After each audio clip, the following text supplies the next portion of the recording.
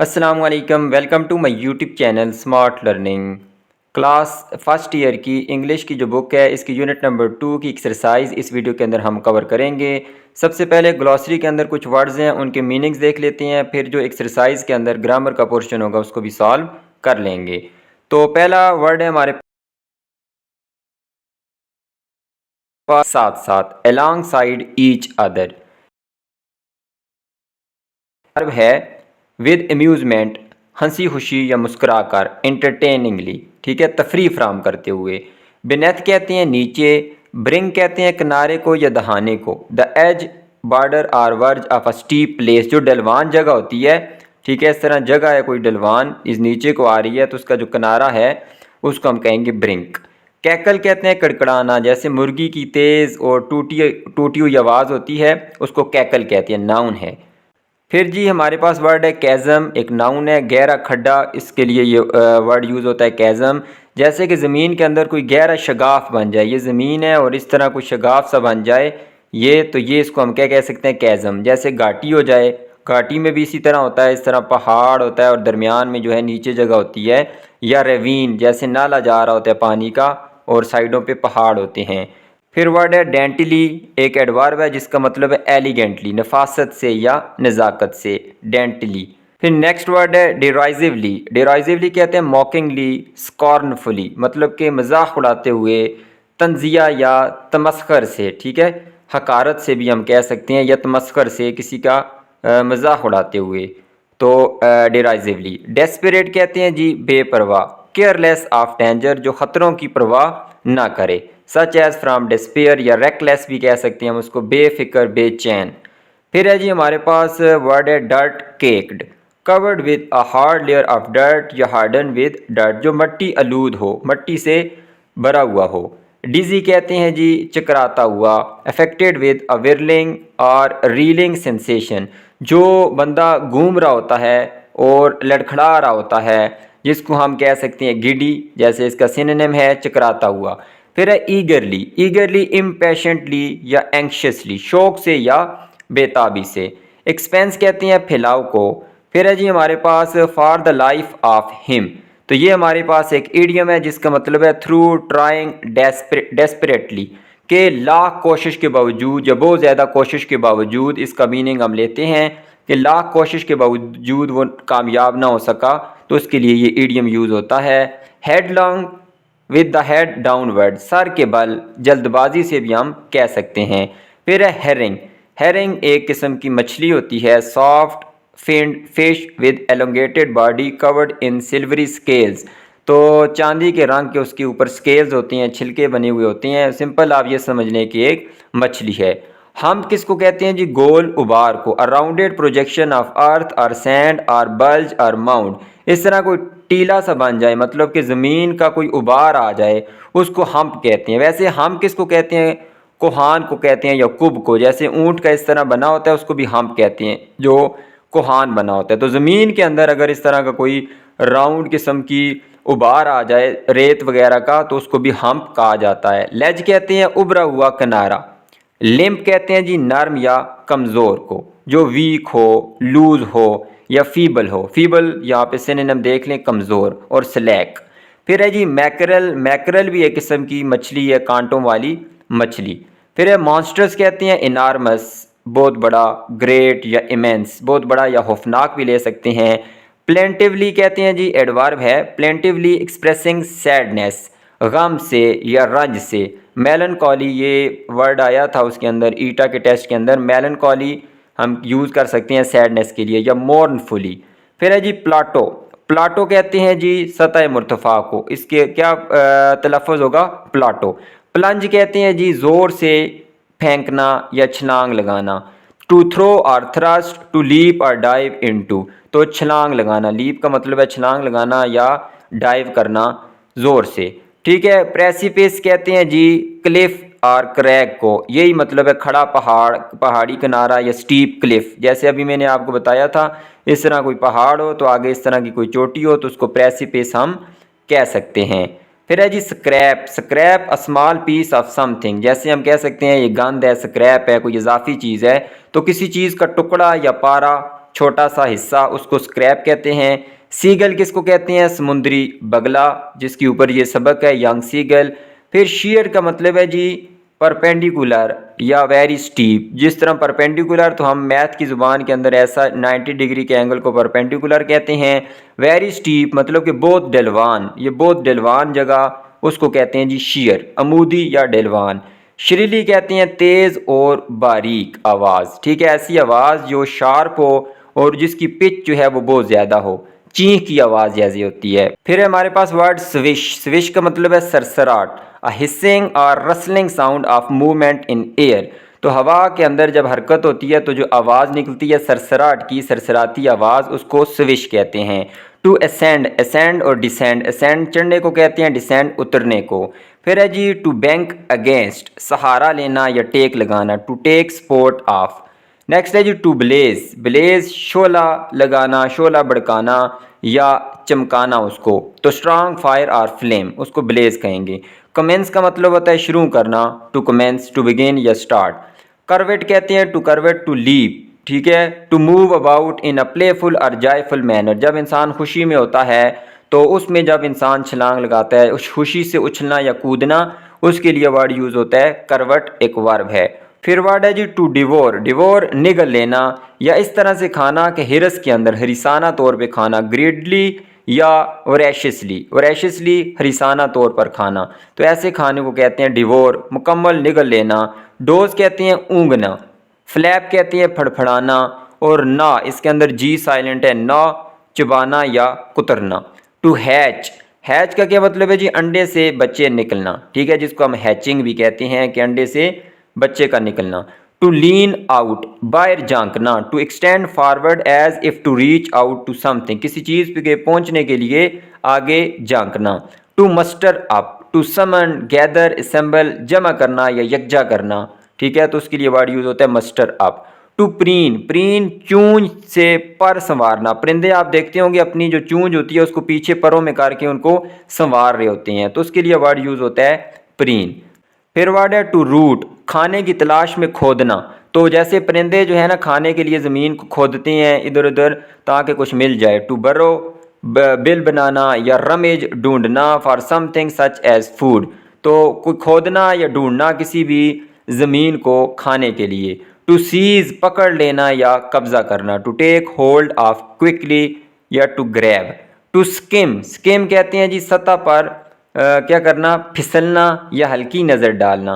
To glide smoothly और lightly over a surface, किसी भी सतह पे स्मूथली ग्लाइड करना, फिसलना या हल्की नज़र डालना। जैसे हम रीडिंग की दो टेक्निक्स होती हैं, स्कैनिंग और स्किमिंग, तो स्किमिंग वहाँ पे हल्की नज़र डालना, ये मतलब इसका हो सकता है, लेकिन यहाँ स्किम का मतलब क्या लेंगे, ग्लाइड करना, फिसलना।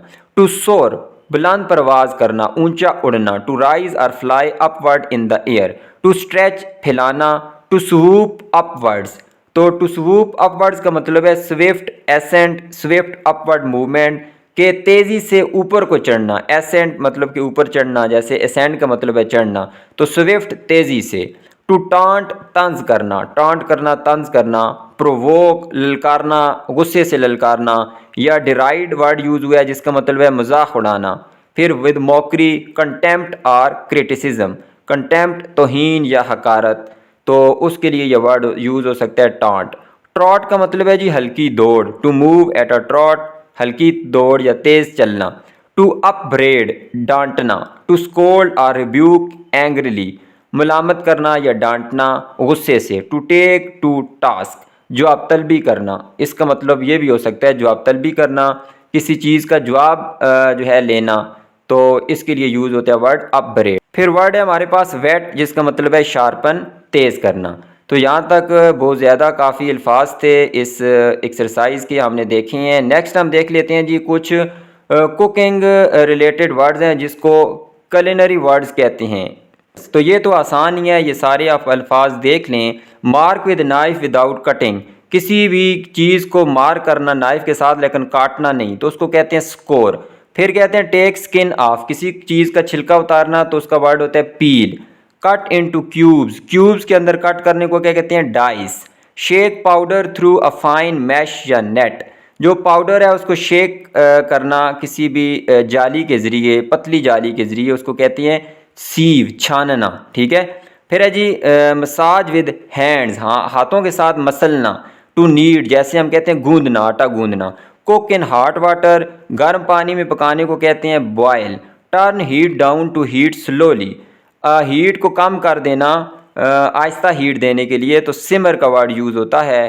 फिर हमारे पास वर्ड है जी use implement to cut food into shreds. Implement कहते हैं आला या औजार, किसी आले या औजार का इस्तेमाल करना किसी भी खाने को रेज़ों रेज़ों में या पुर्ज़ों पुर्ज़ों में उसको काटने के लिए। जैसे हम देखते हैं कि प्याज के बिल्कुल पतले पतले पीसेज हो जाते हैं, श्रेडिंग कर देते हैं उसकी किसी आले के ज़रिए, किसी औजार के ज़रिए, तो उसको ग्रेट कहते हैं। Cook using hot oil in a pan, किसी गर्म तेल के ज़रिए पकाने को फ्राई कहते हैं। कट वेरी रफली, जो है ना रफली काटना किसी भी चीज़ को, उसको चॉप कहते हैं। स्टर इंग्रेडिएंट्स टुगेदर, किसी भी जो इंग्रेडिएंट्स होंगे, अज्जा होंगे चीज़ बनाने के लिए, उनको आपस में मिक्स करने को क्या कहते हैं, हिलाने को mix. Cut into thin slices like paper, जो है ना पेपर की तरह पतले पतले स्लाइसेस के अंदर काटने को कहते हैं slice. Cook in oven without oil, ये देखें ऑयल के अंदर पकाएंगे तो फ्राई, ऑयल के बगैर पकाएंगे तो बेक।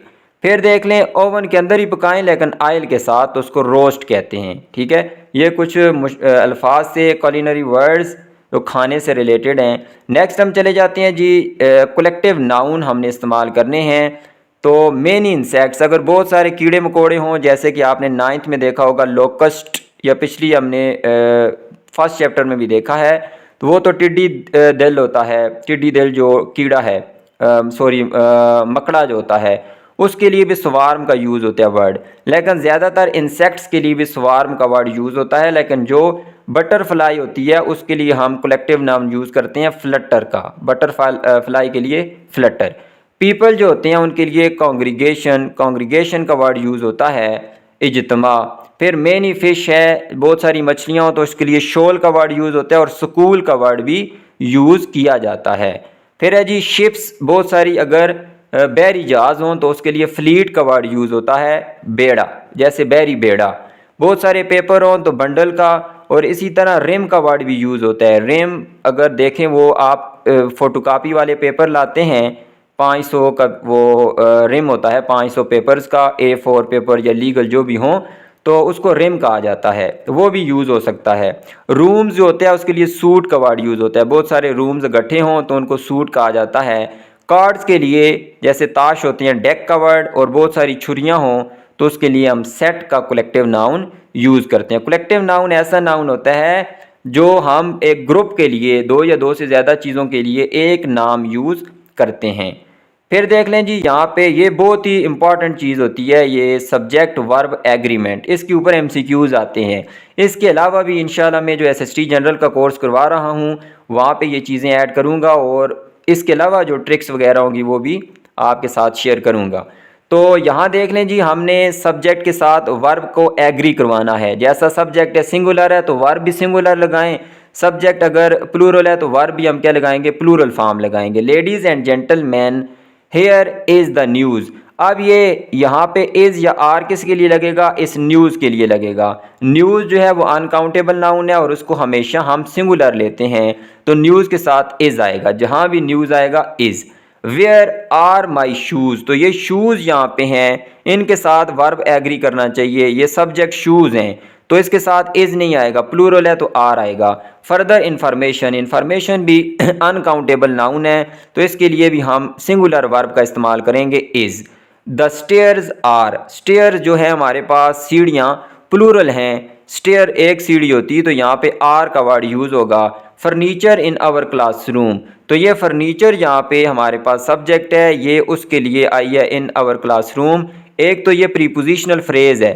प्रीपोजिशनल फ्रेज़ क्या होती है, जो प्रीपोजिशन से स्टार्ट हो और नाउन पे एंड हो। इसके अलावा ये एडजेक्टिव फ्रेज़ भी है, क्यों, क्योंकि ये जो हमारे पास फ्रेज़ है ये इस नाउन को डिस्क्राइब कर रही है, तो नाउन को जो भी फ्रेज़ डिस्क्राइब करेगी उसको एडजेक्टिव फ्रेज़ कहेंगे। तो ये प्रीपोजिशनल फ्रेज़ भी है और एडजेक्टिव फ्रेज़ भी। तो यहाँ पे देखें वर्ब क्या आएगा, फर्नीचर है तो फर्नीचर के साथ हमेशा हम सिंगुलर यूज़ करेंगे इज़। फिर है जी Pakistan is a very nice country, तो पाकिस्तान के साथ हम इज़ का वर्ड यूज़ करेंगे। वैसे पाकिस्तान के साथ कभी कभी आर का वर्ड भी यूज़ होता है, जैसे पाकिस्तान पूरा चाहिए, मैंने गलत लिख दिया। वैसे देख लें, Pakistan are playing very good, इस तरह हम जुमला बनाएं, पाकिस्तान अच्छा खेल रहा है। तो वहाँ पे पाकिस्तान को हम एक टीम के तौर पे ले रहे हैं, तो वहाँ पे आर का वर्ड यूज़ करेंगे हम। लेकिन यहाँ पे हम एक कंट्री के तौर पे ले रहे हैं, तो इसको हम क्या कहेंगे, simple is, Pakistan is. Your sunglasses are, तो सन ग्लासेज जो है यहाँ पे प्लूरल होगा, आर का वर्ड हम यूज़ करेंगे। होमवर्क भी हमारे पास अनकाउंटेबल नाउन है, तो इज़ आ जाएगा, homework is boring. The scissors on the table are mine, तो सीजर तो हमेशा लेते ही प्लूरल हैं, क्योंकि उसके अंदर दो ब्लेड लगे होते हैं, ठीक है। सीजर के अंदर दो ब्लेड लगे हुए हैं, तो उसको हम क्या लेंगे, प्लूरल लेंगे। अगर सिंगुलर उसको कहना चाहें तो आप क्या कहेंगे, अ पेयर ऑफ सीजर, ठीक है, फिर सिंगुलर होगा।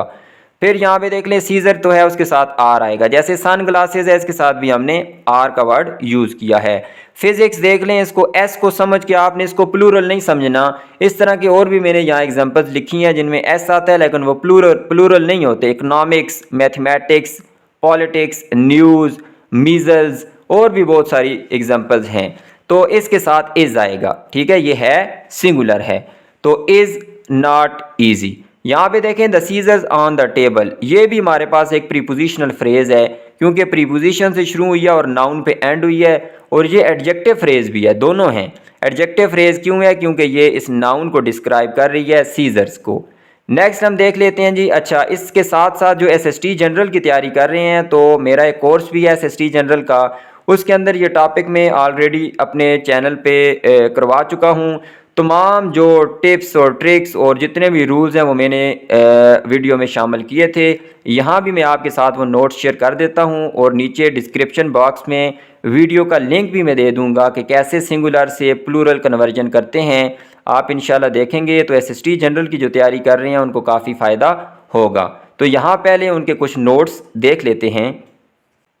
तो ये देखें, ये मैंने लेक्चर नंबर 3 था मेरा, अभी तक तकरीबन 27-28 लेक्चर हो चुके हैं। ये सारे रूल्स मैंने यहाँ पे शेयर किए हैं, तो आप उस वीडियो को देखें, मैंने कमेंट बॉक्स में लिंक शेयर किया है। सिंगुलर से प्लूरल कैसे कन्वर्जन करेंगे, ये देखें सेकंड ईयर के आगे आएंगे। सेकंड ईयर के अंदर कुछ लतीनी अल्फाज होते हैं, उनकी कन्वर्जन कैसे होगी, फिर कोई ज़ीरो प्लूरल नाउन है, तो ये सारे आप देख सकते हैं। अगर आपको नोट्स चाहिए एसएसटी जनरल के लिए तो आप व्हाट्सएप पे भी रब्ता कर सकते हैं। फिर ये मैं ऑलरेडी उसके अंदर ये करवा चुका हूँ। ये देखें, ये जितनी भी कन्वर्जन है, singular to plural second year के अंदर, ये जो आज हम करेंगे ये भी वहाँ मैं करवा चुका हूँ। तो यहाँ पे फिर 10th क्लास के अंदर भी ये चीज़ें आई हुई थी। चलें अब अपने टॉपिक पे आ जाते हैं। फर्स्ट ईयर का जो हम चैप्टर कर रहे हैं, यूनिट नंबर 2, तो उनकी कैसे हम प्लूरल फॉर्म बनाएंगे उसको देख लेते हैं। तो देखें जी, इसकी प्लूरल कैसे बनेगी। ऑक्स है तो ऑक्सन हो जाएगा, इर्रेगुलर नाउन है, कोई रूल इस पे अप्लाई नहीं होता। ऑक्सन, बैल एक और ज़्यादा, रूफ से रूफ्स, ठीक है। हालांकि जब भी एफ आता है आखिर में तो हम उसको हटा के VES लगाते हैं, लेकिन यहाँ पे वो रूल अप्लाई नहीं होता। फिर पोटैटो से पोटैटोज ES लग जाएगा। पार्टी वाई को हटा के IES। डियर ऐसा नाउन है जिसको हम ज़ीरो प्लूरल नाउन कहते हैं, मतलब इनकी फॉर्म चेंज नहीं होती, डियर का डियर ही रहेगा, सिंगुलर और प्लूरल। चीफ, इसमें भी ये रूल अप्लाई नहीं होता, एफ को हटा के वैसे VES करना होता है, लेकिन यहाँ पे भी वो रूल अप्लाई नहीं होगा, चीफ्स। फिर फोटो से फोटोज़। सीरीज़ भी ऐसा हमारे पास नाउन है जिसकी सिंगुलर और प्लूरल दोनों सेम होती हैं। वाइफ में वो रूल अप्लाई होगा, FE को हटा के उसकी जगह क्या लगा देंगे, VES। ये कंपाउंड नाउन है, तो कंपाउंड नाउन में sister in law, brother in law, इनमें सिर्फ पहले के साथ S लगाएंगे, आगे आपने कोई तब्दीली नहीं करनी, ब्रदर्स इन लॉ।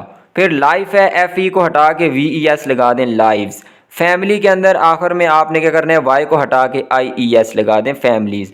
बॉय से बॉयज़, हाउस से हाउसेज, सिटी से सिटीज़, मैन से मैन, इर्रेगुलर नाउन है। चाइल्ड से चिल्ड्रन, इर्रेगुलर है।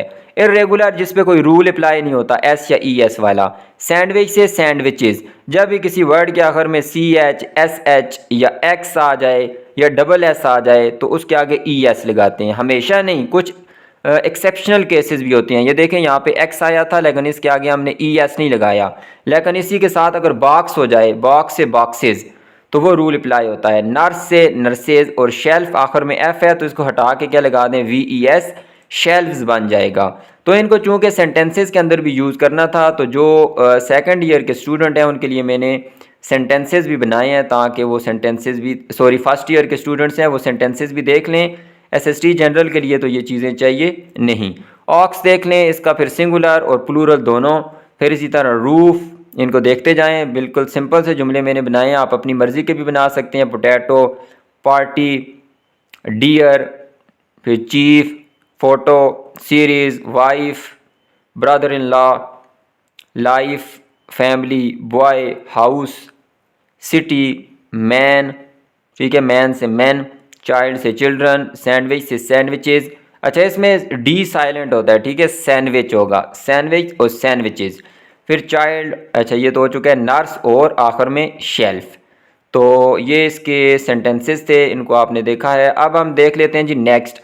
फिर आ गया हमारे पास वही सिंगुलर और प्लूरल फॉर्म हमने यूज़ करनी है, और देखना है कि वर्ब के साथ ये एग्री करता है या नहीं। This pair of sunglasses, तो इसमें देख लें सब्जेक्ट है दिस पेयर, तो दिस पेयर और आगे प्रीपोजिशनल फ्रेज है। तो दिस पेयर एक पेयर है, दिस किसके लिए यूज़ होता है, सिंगुलर के लिए, तो उसके साथ हम बी की प्रेजेंट फॉर्म लगाएंगे इज़, ठीक है। उसके बाद है दीज सीजर्स, तो दीज प्लूरल के लिए होता है, this singular, these plural, that singular, और आगे दोज प्लूरल के लिए। तो दीज सीजर के साथ आर आएगा, बी की जो फॉर्म होगी plural form are. That jacket you are wearing is really nice, ये देखें दैट था तो दैट के लिए इज आया है। आगे दोज आ गया, दोज ग्रीन जीन्स, ये एक जैकेट थी, ठीक है, एक जैकेट थी तो इज आया है, और ग्रीन जीन्स हो गई हैं, ज़्यादा हो गई हैं, तो इनके लिए दोज के साथ क्या आ जाएगा, आर आएगा। दोज प्लूरल के लिए होता है। फिर फिजिक्स तो पहले ही हम देख चुके हैं, फिजिक्स इज। इसी तरह मैथमेटिक्स, इकोनॉमिक्स के भी आप यूज़ कर सकते हैं। A lot of news we hear on the TV, तो ये देख लें ये सब्जेक्ट है, तो न्यूज़ मैंने आपको पहले ही बताया है, अनकाउंटेबल नाउन है, इसके साथ इज़ का इस्तेमाल करेंगे। फिर है जी द पुलिस वर इन्वेस्टिगेटिंग, तो यहाँ पे आप वैसे अगर पास्ट फॉर्म लगा दें सिंपल, वो भी लगा सकती हैं। The police investigated a break in at the national bank last night, तो अगर तो सिंपल पास्ट लगा देंगे तो वो तो इन्वेस्टिगेटेड हो जाएगा, किसी के लिए भी यूज़ हो सकता है। लेकिन मैंने यहाँ पे पास्ट कंटिन्यूस टेंस यूज़ किया है, क्योंकि ये लास्ट नाइट है, पास्ट में आएगा। पास्ट इनडेफिनेट भी आप यूज़ कर सकते हैं, लेकिन उसमें फिर पता नहीं चलेगा कि आपने वर्ब कौन सा लगाया, वो तो सेम होगा सबके लिए। यहाँ पे पुलिस को हम जो है ना वो बंदों के तौर पे ले रहे हैं, कि सारे वो जो है ना ऑफिसर्स भी थे, इसके अंदर वो कांस्टेबल भी थे, तो वो प्लूरल में उसको लिया जाता है, उसके लिए हम वर का इस्तेमाल करेंगे। अगर पुलिस को एक डिपार्टमेंट के तौर पे लेंगे तो वो सिंगुलर होगा, ठीक है। पुलिस को अगर एक डिपार्टमेंट के तौर पे लेंगे तो फिर उसको सिंगुलर लेंगे। लेकिन अगर फिर आप इस तरह लेंगे कि चोरों को उसने पकड़ा, ठीक है, या इन्वेस्टिगेट कर रही थी, इसका मतलब है वो आगे लोग हैं, ठीक है। तो लोग जब होंगे पुलिस के तो फिर उनके लिए हम प्लूरल फॉर्म यूज़ करेंगे, वर। इस तरह का एक क्वेश्चन पेपर में भी आया था ईटा के, वहाँ पे हैव या हैज़ का मसला था। तो जाहिर सी बात है जब पुलिस को हम लेंगे इन कांस्टेबल या ऑफिसर या इस तरह लोगों के सिचुएशन में लेंगे तो वहाँ प्लूरल आएगा, लेकिन डिपार्टमेंट के तौर पे लेंगे तो फिर वहाँ पे सिंगुलर आएगा। फिर यहाँ पे होगा वर इन्वेस्टिगेटिंग। पीपल आर, तो लोग हैं, प्लूरल हैं, किसकी प्लूरल है, पीपल, पर्सन की, पर्सन की प्लूरल पीपल, तो यहाँ पे आ जाएगा आर। फिर है जी think carefully before you spend that amount of money, 1000 pounds is, तो यहाँ पे देख लें ये आगे तीन हम एग्जांपल पढ़ेंगे, तीनों इसी की होंगी। तो 1000 पाउंड्स, इसका मतलब है ये एक सिंगल यूनिट के तौर पे हम ले रहे हैं, एक चीज़ के तौर पे ले रहे हैं, इस वजह से इसके साथ क्या आएगा, इज़ आएगा। कुछ मिसालें मैंने और भी लिखी हैं, 5 ईयर्स, 10 किलोमीटर्स, 50 रुपीज़, 2 आवर्स, इन सब के साथ हम सिंगुलर यूज़ करेंगे इज़ या वाज, क्योंकि इनको हम एक सिंगल यूनिट लेते हैं, एक ड्यूरेशन लेते हैं, या एक सिंगल यूनिट, एक सिंगल अमाउंट लेते हैं।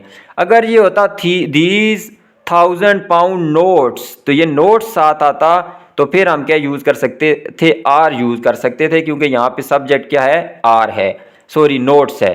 तो जब हम इस तरह का वर्ड यूज़ करेंगे 1000 पाउंड्स, तो फिर एक सिंगल अमाउंट है, इस वजह से इसके साथ इज़ आएगा। फिर है जी यहाँ पे नेक्स्ट है 3 माइल्स, 3 माइल्स, ये भी सिंगल यूनिट है। जैसे हमने पीछे एग्जांपल देखी है 3 किलोमीटर्स, 10 किलोमीटर्स, 5 ईयर, ये सिंगल यूनिट होगी तो इसके साथ सिंगुलर आएगा। तो टायर्स हम यूज़ कर सकते हैं, टायर की साथ एस या ई एस आएगा क्योंकि इस सिंगुलर के साथ एस या ई एस लगाते हैं। फिर यहाँ पे देख लें जी 41 डिग्रीज़, ये भी टेम्परेचर है तो ये भी हम इसको भी सिंगल यूनिट लेंगे तो इसके साथ भी हम क्या यूज़ करेंगे, इज़ का इस्तेमाल करेंगे। तो उम्मीद करता हूँ कि आपको काफ़ी कुछ सीखने को मिला होगा। नेक्स्ट हम देख लेते हैं जी ट्रांजिशनल डिवाइसेस का इस्तेमाल करना है।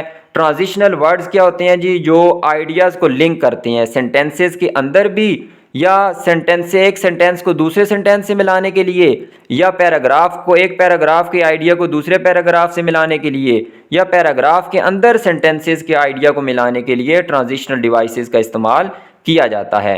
तो यहाँ पे हमने ट्रांजिशनल वर्ड यूज़ करने हैं और साथ उसने लिखा है कि जहाँ पे कैपिटलाइज करने की ज़रूरत है वहाँ उसको कैपिटलाइज भी करें। तो कैपिटलाइज के भी मुख्तलिफ रूल होते हैं 3-4। जुमले का जब आगाज़ होगा तो आपने अल्फ़ाबेट कैपिटल लिखना है। इसके अलावा प्रॉपर नाउन का पहला अल्फ़ाबेट कैपिटल होता है। जो फर्स्ट पर्सन प्रोनाउन होता है सिंगुलर आई, वो हमेशा कैपिटल होता है। या कोई टाइटल लिखना चाहें, किसी बुक का नाम हो तो उसके भी जो हरूफ होते हैं, बड़े बड़े हरूफ, उनको कैपिटल करते हैं। जो प्रीपोजिशन या इस तरह आर्टिकल होते हैं उनको सिर्फ छोटा करना पड़ता है। बाकी आप कोई स्टोरी का टाइटल लिखें या किसी बुक का तो वो पहला अल्फ़ाबेट कैपिटल होगा। तो यहाँ ट्रांजिशनल डिवाइसेस देख लें जी। You can use things you already have around the house for doll furniture. जो गुड़िया का फर्नीचर है उसके बनाने के लिए आप चीज़ों को इस्तेमाल कर सकते हैं जो आपके घर में मौजूद हैं। मिसाल के तौर पे आप देखें यहाँ पे जुमला एंड हुआ है, फुल स्टॉप है, तो इसको मैंने कैपिटल कर दिया। For example a spool of thread, जो रील होती है, इस तरह रील होती है जिसके ऊपर धागा चढ़ा हुआ होता है तो उसको स्पूल कहते हैं। जो नीच दरमियान में डंडी नुमा चीज़ होती है तो उसको आप यूज़ कर सकते हैं स्टूल के तौर पे। स्पूल को यूज़ कर सकते हैं स्टूल के तौर पे, मतलब कि बैठने के लिए जो जगह होती है स्टूल। आई लव पिज़्ज़ा, ठीक है, इनफैक्ट मुझे पिज़्ज़ा पसंद है। इनफैक्ट इसकी जगह इंडीड का वर्ड भी यूज़ हो सकता है, indeed. Most of the days, दर हकीकत, हकीकत में, ज़्यादा दिन में जो है वो I eat it for breakfast, मैं इसको नाश्ते में भी खाता हूँ, लंच में भी और डिनर में भी। फिर है जी the day seemed endless while we were walking on our project. जो दिन था वो एंडलेस, ना ख़त्म होने वाला दिखाई देता था जब हम अपने प्रोजेक्ट पे काम कर रहे थे। बट फाइनली, फाइनली आखिरकार, या इवेंचुअली, ये दोनों यूज़ हो सकती हैं ट्रांजिशनल डिवाइसेस। आखिरकार वो वक्त आया फॉर अस, हमारे लिए। फिर है जी हान इज़ वेरी एजुकेटेड, हान बड़ा एजुकेटेड है। ही मैट्रिकुलेटेड फ्राम हाई स्कूल, मैट्रिक उसने हाई स्कूल से की, फिर बैचलर डिग्री उसने हासिल की लोकल कॉलेज से, फिर इसके बाद उसने मुख्तलिफ डिग्रियाँ हासिल की और अब वो PhD कर रहा है। तो यहाँ पे नाउ का वर्ड भी यूज़ हो सकता है और फर्दर मोर, अलावा अजीम, मतलब इसके अलावा, दोनों हम यूज़ कर सकते हैं। फिर है जी Gulmina and I look forward. Look forward एक फ्रेजल वर्ब है जिसका मतलब है, फ्रेजल वर्ब जिसका मतलब है जी मुंतज़िर होना, इंतज़ार करना। To being able to see each other again next summer, मतलब कि मैं और गुलमीना दोनों मुंतज़िर हैं एक दूसरे से मिलने के लिए अगले summer. In the mean time, ये देखें इसमें मुख्तलिफ प्रीपोजिशन आ सकती हैं। इन द मीन टाइम, इसी दौरान, या मीन वाइल, जबकि हम, इसी दौरान या जबकि, या अंटल देन, तब तक। We will write letters to each other, हम खत लिखेंगी एक दूसरे को। ईच अदर कौन सा प्रोनाउन यहाँ पे यूज हुआ है, reciprocal pronoun, reciprocal pronoun each other. फिर देख लें जी यहाँ पे है छठा, I would really like to see you again, so will you join me one afternoon for lunch. तो क्या, सो का मतलब यहाँ पे क्या होगा, तो क्या। तो यहाँ पे देयरफॉर भी हो सकता है, इसलिए क्या तुम मुझे जो है ना लंच के बाद ज्वाइन करोगे। I wanted to go to the movies, मैं जो है ना मूवी देखने के लिए जाना चाहता था। But the tickets were already sold out, tickets पहले ही बिक चुके थे। तो बट भी यूज़ हो सकता है, हाउ एवर, ताहम भी यूज़ हो सकता है, या अनफॉर्चुनेटली भी यूज़ हो सकता है, बदकिस्मती से। फिर आठवां है जी we need to go to the store, then we will stop at Rehan's house and pick up the hat I left there yesterday. तो देन का भी यूज़ हो सकता है, या मोर अवर, इसके अलावा। देन ज़्यादा सूटेबल है और मोर अवर का भी वर्ड यूज़ हो सकता है। नौमा है जी हमारे पास dogs are not allowed in the mall, जो डॉग्स हैं उनको इजाज़त नहीं है माल के अंदर। हाउ एवर, ताहम, फिर भी the lady that works in the book store there brings her dog to work with her every day. फिर भी, हालांकि वो मना नहीं है, लेकिन फिर भी वो लाती है बुक स्टोर के अंदर कुत्ते को अपने साथ। फिर जी 10वां देख लें, I studied very hard for the English test. मैंने बड़ी सख्त मुताला किया इंग्लिश टेस्ट के लिए, but I barely passed it, लेकिन मैंने उससे बमुश्किल पास किया, बड़ी मुश्किल से। Likewise my studying efforts were unrewarded in the math class. तो इसी तरह जो मेरी जो स्टडिंग एफर्ट्स थी, मतलब ऊपर भी उसकी स्टडिंग एफर्ट्स थी, ये दोनों एक जैसे काम है। ऊपर भी उसने मेहनत की लेकिन उसको नतीजा नहीं मिला, फल नहीं मिला। यहाँ भी उसकी स्टडिंग एफर्ट्स जो है वो अनरिवार्डेड गई, मतलब उसको उसका अजर नहीं मिला मैथ क्लास में भी। यहाँ देखें, दो सेम चीज़ें हैं, ऊपर इंग्लिश का टेस्ट था, नीचे मैथ का। ऊपर भी उसने मेहनत की लेकिन फल नहीं मिला, नीचे भी उसने मेहनत की लेकिन फल नहीं मिला। तो इनके लिए हम यूज़ कर सकते हैं जो हमारे पास ट्रांजिशनल डिवाइस होती है, लाइक वाइज या सिमिलरली, इसी तरह। तो ये दोनों आप यूज़ कर सकते हैं। फिर यहाँ पे कुछ ट्रांजिशनल डिवाइसेस दी गई हैं या transitional words, meanwhile, for example, consequently, without a doubt या देयरफॉर। तो यहाँ पे एक सेंटेंस बनाएं या पेयर ऑफ सेंटेंसेस बनाने थे, तो ये मैंने लिखे हैं। वीडियो काफ़ी लंबी हो चुकी है, आप इसको खुद देख सकते हैं। I was cooking dinner, meanwhile my sister was setting the table, he did not prepare for the test, consequently he failed. तो ये कुछ नीचे मैंने इसके वर्ड्स लिखे हैं, इन द एग्ज़ाम। फिर है जी फॉर एग्जांपल का मैंने यहाँ पे लिख दिया है, आप इसको भी देख सकते हैं। फिर विदाउट अ डाउट और देयरफॉर का। तो यहाँ तक हमारे इस चैप्टर की एक्सरसाइज थी, यूनिट नंबर 2 की। उम्मीद करता हूँ आपको काफ़ी कुछ सीखने को मिला होगा। एसएसटी जनरल के लिए जो तैयारी कर रहे हैं वो मेरे कोर्स को भी देख सकते हैं।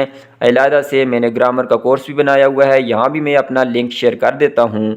इजाज़त चाहूँगा। अल्लाह हाफिज़।